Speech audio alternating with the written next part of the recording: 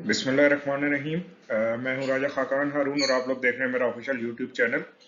उम्मीद है आप लोग सब खैरियत से होंगे और आप सबका ब्रीडिंग सीजन बहुत अच्छा चल रहा होगा। इस ब्रीडिंग सीजन में मैं अक्सर पोस्ट देख रहा हूँ एग बाइंडिंग से रिलेटेड लोगों का बड़ा इशू फेस हो रहा है, तो मैंने सोचा इस टॉपिक के ऊपर एक डिटेल वीडियो बना लूँ जिसमें एग बाइंडिंग की रीजंस, उसकी अलामात और अगर कोई अंडा फंस जाता है किसी बर्ड का तो उसको रिमूव कैसे करना है और रिमूवल के बाद बर्ड का ट्रीटमेंट कैसे करना है। तो ये चारों चीज़ों जो है इस वीडियो में बड़ी डिटेल में बताई जाएंगी। तो जिन लोगों ने अभी तक मेरा चैनल लाइक और सब्सक्राइब नहीं किया, काइंडली उसको सब्सक्राइब कर लें और अपने फ्रेंड्स के साथ शेयर कीजिए ताकि आप लोगों को इसी तरह की मजीद इन्फॉर्मेटिव वीडियोस जो है वो मिलती रहें। और इस वीडियो को एंड तक ज़रूर देखिएगा क्योंकि इसमें एग रिमूवल का प्रोसेस भी पूरा बताया गया है। तो चलते हैं अपने वीडियो की तरफ। सबसे पहले आपको मैं बताऊँ कि एग बाइंडिंग होता क्या है। एग बाइंडिंग बेसिकली ये है कि एक ये जो नेचुरल प्रोसेस है एग लेइंग का, इसमें जो है अंडा जो है वो फंस जाता है बर्ड के अंदर और अगर इसको टाइमली ट्रीट ना किया जाए तो बर्ड की इससे जो है वो जान भी जा सकती है। आगे चलते हैं, हम बताते हैं कि जो है एग बाइंडिंग की रीजंस क्या हैं। जो मेन फैक्टर्स हैं जिनकी वजह से एग बाइंडिंग होती है, मैंने उनको जो है समराइज करके इस स्लाइड में लिखा है। उम्मीद है इससे आप लोगों को काफ़ी इन्फॉर्मेशन मिलेगी। सबसे पहली जो एग बाइंडिंग की रीज़न ये है कि आप जो बर्ड्स जो है जो आप लोग ब्रीड करवा रहे हैं उनकी आप डाइट प्रॉपर नहीं देते। उस डाइट के अंदर जो है कैल्शियम और विटामिन्स की कमी होती है, या तो आप उसको जो है सिर्फ सीड मिक्स पे दे रहे हैं बर्ड्स को, या जो आप उसको सॉफ्ट फूड भी अगर दे रहे हैं तो उसमें कैल्शियम और मल्टीविटामिन्स वगैरह आप बहुत कम देते हैं, जिसकी वजह से जो है जो एग लेइंग की रिक्वायरमेंट है वो पूरी नहीं होती और वो एग बाइंड हो जाता है। दूसरा जो इसका मेन रीजन है वो ये है कि आप जो है बर्ड से बहुत ज्यादा एग्स जो है वो ले रहे हैं। मतलब अगर आपने 3 4 5 फॉस्टर पेयर रखे हैं तो एक ही पेयर से आप रिपीटेडली जो है एग्स ले रहे हैं, जिसकी वजह से वो वीक होता जा रहा है और जो है उसमें एग बाइंडिंग हो रही है। तीसरा जो रीजन है वो है डिहाइड्रेशन। जैसे आप लोगों को पता है कि सर्दियों का मौसम है तो बर्ड्स बहुत कम पानी पीते हैं और जो सॉफ्ट फूड वगैरह या मिक्स फीड देते हैं वो भी ड्राई होता है, जिसकी वजह से बॉडी में डिहाइड्रेशन होती है और उसकी वजह से जो है बर्ड की वेंट भी ड्राई हो जाती है और जो है वो एग पास नहीं कर सकता। चौथा जो इसका मेन रीजन है वो ये है कि आप लोग जो है जो बर्ड्स जिस केज में आपने रखा है उसका साइज बहुत छोटा है या उसमें जो स्टिक है वो एक आपने लगाई हुई है, तो बर्ड जो है प्रॉपरली उसमें फ्लाई नहीं कर सकता, उसकी एक्सरसाइज नहीं होती, जिसकी वजह से वो अंडा जो है पास नहीं होता और वो एग बाइंड हो जाता है। पांचवी जो इसकी रीजन है वो ये है कि बर्ड को आपने बहुत ज्यादा जो है सॉफ्ट फूड दे रहे हैं या ठोक के आप मल्टीविटामिन्स और कैल्शियम वगैरह दे रहे हैं, जिसकी वजह से बर्ड में फैट आ गया है या उसका वेट जो है वो जरूरत से ज्यादा इंक्रीज हो गया, उस वजह से भी जो है बर्ड के अंदर जो है एग बाइंडिंग हो जाती है। सिक्स रीजन ये है कि आप लोगों ने जो उसको एनवायरनमेंट दिया है वो इंतहाई स्ट्रेस्ड एनवायरनमेंट है और जो सफाई वगैरह का आप लोग बिल्कुल ख्याल नहीं करते, इसकी वजह से भी एग बाइंडिंग हो सकती है। सातवीं जो रीजन है वो ये है कि आपका जो बर्ड है उसमें जो एग लेइंग का एक प्रॉपर रिप्रोडक्टिव सिस्टम है उसमें कोई डिफॉर्मिटी अल्लाह ताला की तरफ से आ गई है या कोई उसको चोट लगी है, कोई फाइट के दौरान कुछ हुआ या वेंट प्रोलैप्स हो गई है जिसकी वजह से उसमें एग बाइंडिंग हो गई है। छठा जो रीजन आठवां जो रीजन है वो है या तो आपकी बर्ड में कोई इन्फेक्शन हो गया या उसको ट्रॉमा हो गया। ट्रॉमा से मुराद ये है कि कोई उसको एकदम जो है कोई झटका लगा है, कोई डर लगा है। जिस तरह फर्ज करें आपने बहुत सारे लोगों ने जो है केजेस के अंदर बॉक्स लगाया होता है तो बॉक्स की या केज की सफाई करते हुए बॉक्स गिर गया, गिरने की वजह से जो है बर्ड जो है वो स्ट्रेस में आ गया, दोबारा बॉक्स में नहीं गया और उसकी वजह से उसको एग बाइंडिंग हो गई। नौवां जो इसका रीजन है वो ये है कि इनएडिक्वेट नेस्टिंग एरिया। मतलब ये है कि आप लोगों ने जो बर्ड्स को बॉक्स दिया है वो बॉक्स या जो क्या कहते हैं मिट्टी की आप लोग हांडी लगाते हैं वो बहुत छोटी है या बॉक्स बहुत छोटा है, जिसकी वजह से उसको इतना जगह नहीं मिल रही कि वो आराम से एग ले कर सके। तो ये कुछ 8-9 रीजंस थी जो मैंने अपना एक्सपीरियंस भी है, लोगों से भी डिस्कशन किया, उसके बाद जो मुझे रीजन समझ आई है उन सबको समराइज करके मैंने आप लोगों के सामने रख दिया। अच्छा, अब जो है हम बात करते हैं कि एग बाइंडिंग की जो है वो सिम्टम्स क्या हैं। सबसे पहला जो मेन सिम्टम है वो ये है कि आपके जो बर्ड का वेंट होगा वो काफी जो है ना वो फूला हुआ होगा। ठीक है, आपको दूर से पता चल रहा होगा कि ये जो है इसमें एग बाइंडिंग नजर आ रही है या एग जो है ये ले करने वाली है, तो उसकी वो वेंट जो है थोड़ी सूज जाएगी। फिर जो दूसरी रीजन है वो ये है कि बर्ड को सांस लेने में बड़ी दुश्वारी होगी, बर्ड जो है वो तेज तेज सांस ले रहा होगा, हाँफ रहा होगा जिस तरह होता है। تیسرا جو ہے برڈ جو ہے وہ پھول کے بیٹھ جائے گا, اس کے فیدر جو ہے فلفڈ اپ فیدرز کر لے گا وہ اپنے.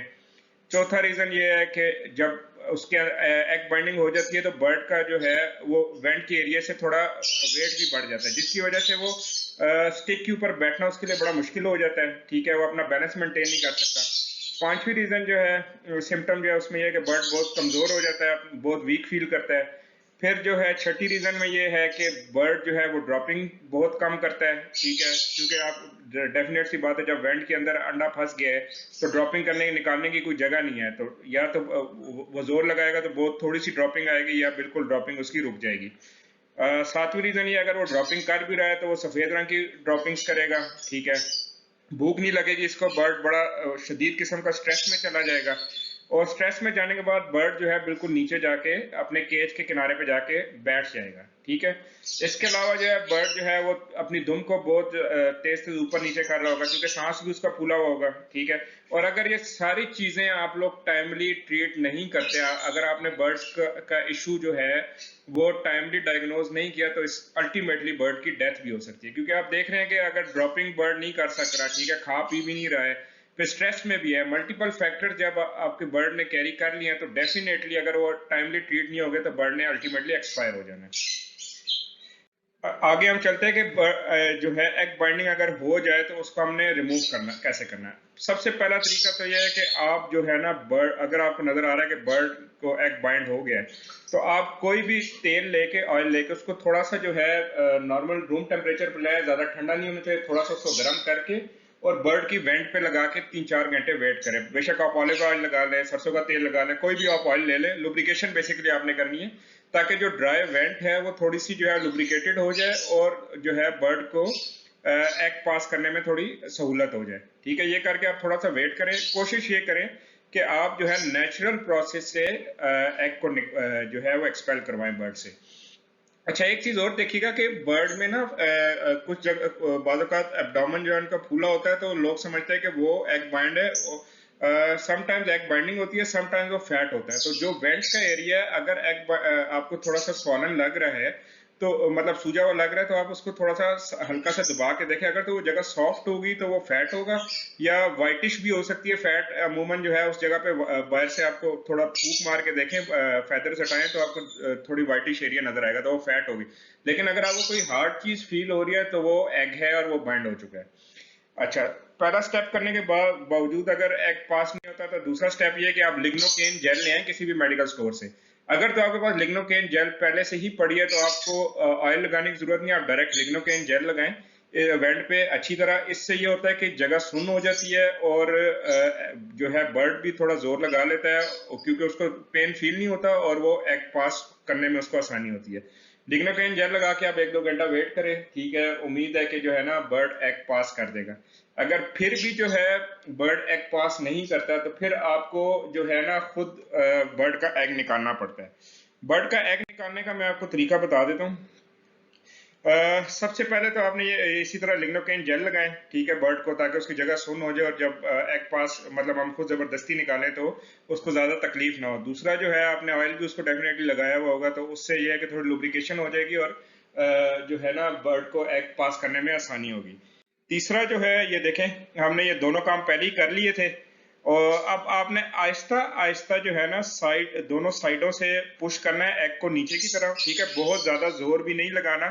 کہ یہ نہ ہو کہ برڈ جو ہے آپ کا ایکسپائر ہو جائے. یہ ہمارے برڈ کو جو ہے میرے برڈ کو کافی جو ہے ایگ اندر کی طرف تھا تو اس کو آہستہ آہستہ کر کے پش کر کے پہلے وینٹ کی طرف لے کے آیا گیا اور پھر اس کے بعد اس کو اسی طرح آہستہ آہستہ پش کر کے باہر نکالا گیا, ٹھیک ہے. تو جس طرح میں نے آپ کو بتایا کہ پہلے ہی ہم نے لگنوکین جیل بھی لگا لی تھی اور آلیو آئل بھی لگا لیا تھا, ٹھیک ہے. تو اس کے بعد یہ آہستہ آہستہ سائڈوں سے ہم پش کریں تاکہ جو ہے یہ ایگ باہر آ جائے. یہ دیکھ سکتے ہیں آپ کہ یہ ایگ جو ہے باہر آ رہا ہے, تو یہ ایگ باہر آ گیا اور ہم نے اس کو جو ہے نا ٹیشو پیپر پہ نکال لیا. اچھا آپ نے ایک چیز اور دیکھنی ہے کہ ایگ کو اتنی زور سے پش نہیں کرنا کہ انڈا ٹوٹ جائے اور برڈ کے اندر ہی رہ جائے.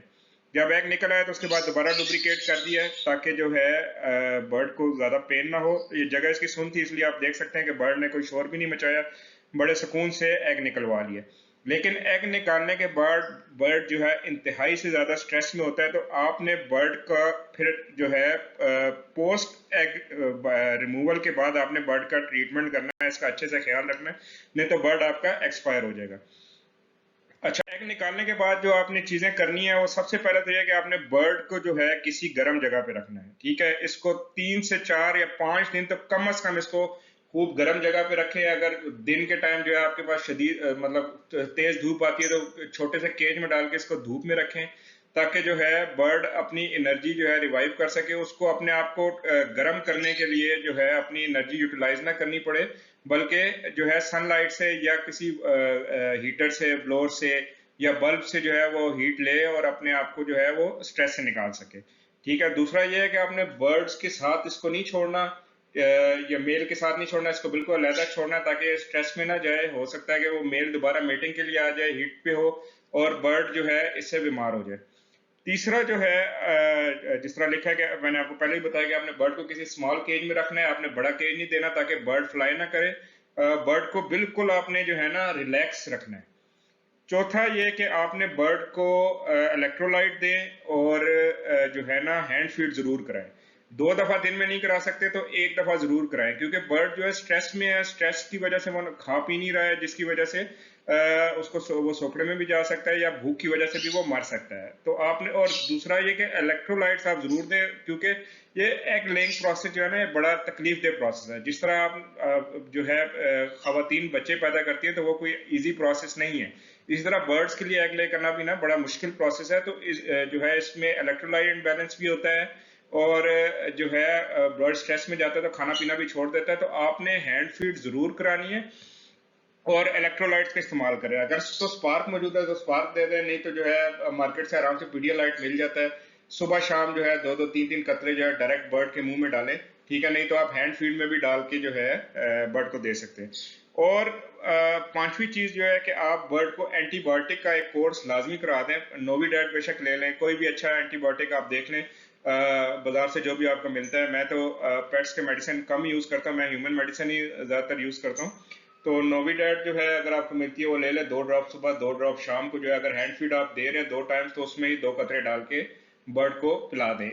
اچھا، ایک چیز جو میں ادھر میں مینشن کرنا بھول گیا ہوں وہ یہ ہے کہ جب برڈ ایگ لے کرتا، مطلب ایگ آپ ریموو کرتے ہیں تو اس کے بعد برڈ کی ڈراپنگ جو ہے نا بالکل بلیکش ہونی شروع ہو جاتی ہے۔ وہ بلیکش ڈراپنگ بیسیکلی بلڈ آ رہا ہوتا ہے ڈراپنگ کے ساتھ، تو آپ نے اس ڈراپنگ کو لازمی آبزرو کرنا ہے انٹل اور انلیس وہ ڈراپنگ آپ کی نارمل نہ ہو جائے، کیونکہ جو ہے اگر آپ ڈیفینیٹلی یہ، کیونکہ ایک زبردستی آپ برڈ کا انڈا نکال رہے ہیں تو اس میں ہو سکتا ہے کچھ نہ کچھ رپچر ہو سکتا ہے، رپچر ہونے کے چانسز ہے، تو اس وجہ سے جو ہے ڈراپنگ کو آپ نے لازمی جو ہے آبزرو کرتے رہنا ہے۔ امید ہے 3 سے 4 دن میں ڈراپنگ نارمل ہو جائے گی، لیکن جب تک ڈراپنگ نارمل نہیں ہوتی میں تو ریکمینڈ یہی کروں گا کہ برڈ کو ہینڈ فیڈ اور یہ الیکٹرولائٹ کا کورس کرواتے رہیں۔ تو یہ آج کی میری ویڈیو تھی، امید ہے آپ لوگوں کو میری یہ ویڈیو پسند آئی ہوگی۔ اگر تو میری ویڈیو پسند آئی ہے تو میرے چینل کو ضرور سبسکرائب کریں اور اپنے لوگوں کے ساتھ شیئر کریں۔ آج کے لیے اتنا ہی، تھینک یو، اللہ حافظ۔